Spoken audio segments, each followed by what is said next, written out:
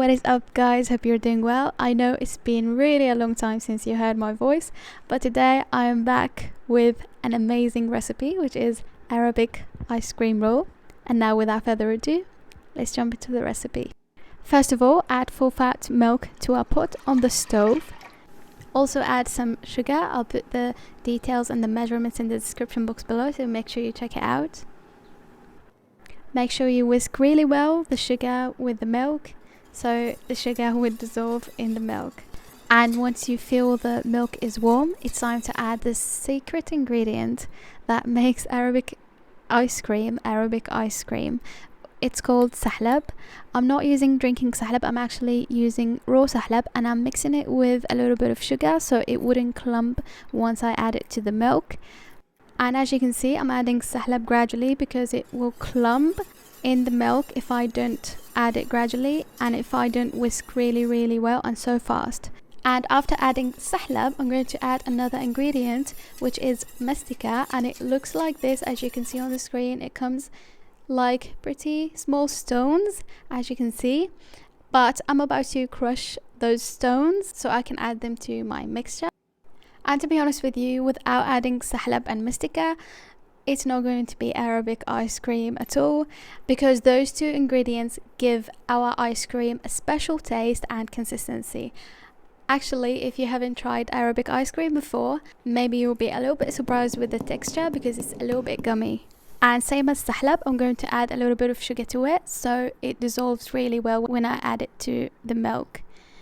Only add a little bit of this because mastica is fairly strong, and this is a lot of mastica. I actually crush a good amount of mastica and I keep it for later, but only add a little bit of this, otherwise it would turn bitter in taste, which is something unpleasant. Now keep mixing this mixture until you get to the boiling point, and keep mixing for 5 to 7 minutes. Let it boil for 5 to 7 minutes, or until you get to this consistency. As you can see on the screen, it's thick but not pretty thick as pudding. Now I'm gonna leave it to cool down in the same pot, but I'm gonna leave a gap between the pot and the cover so it cools down.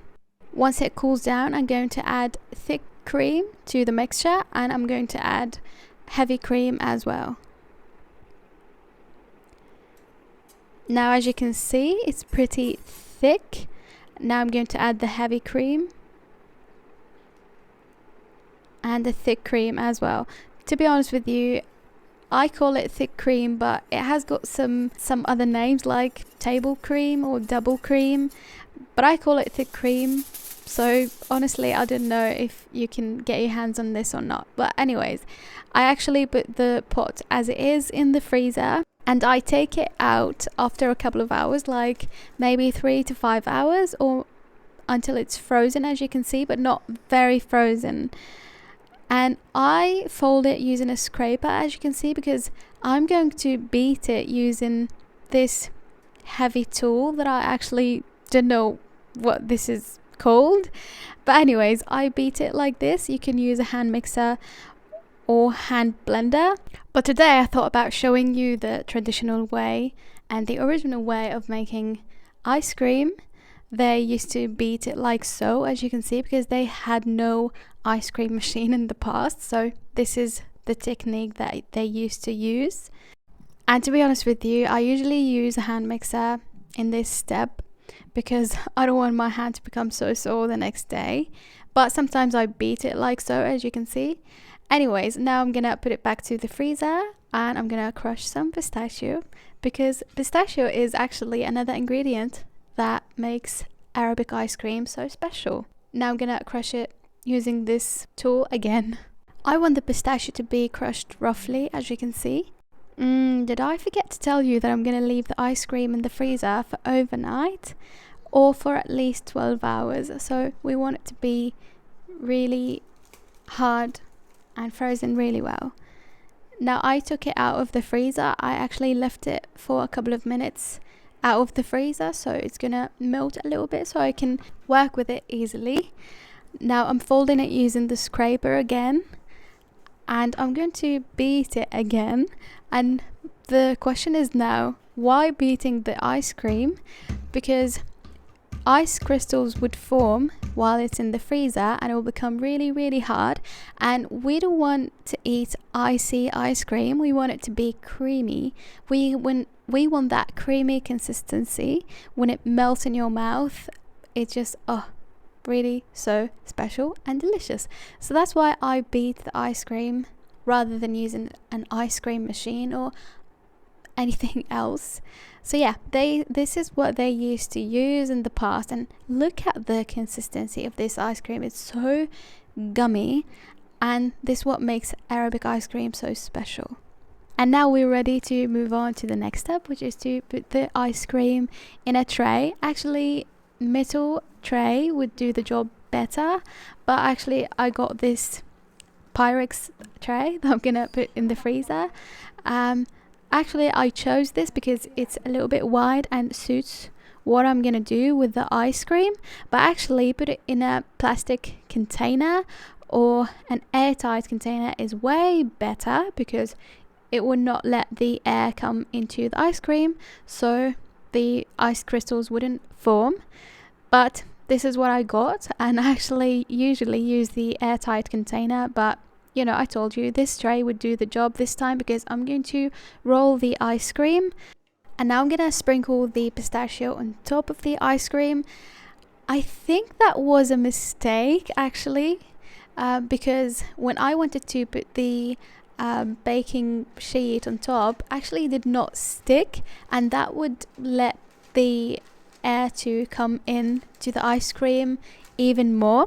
So I thought that was a mistake, but actually I thought it was easier, and actually it was easier to roll it like that, but I would put the pistachio in the bottom rather than on the top.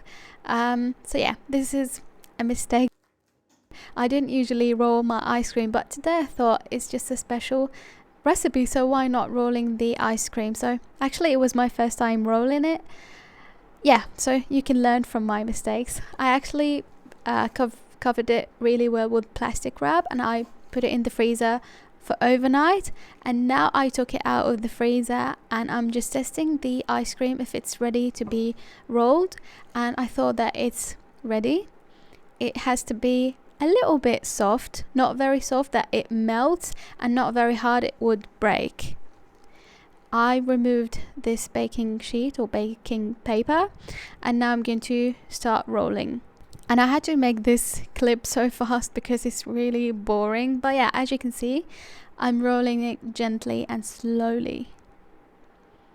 Roll it a couple of times so it would stick to each other.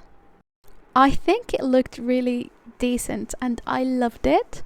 Now I'm gonna cover it again with that baking paper, and then cover it with plastic wrap again, maybe 2 layers of plastic wrap so the air wouldn't come in.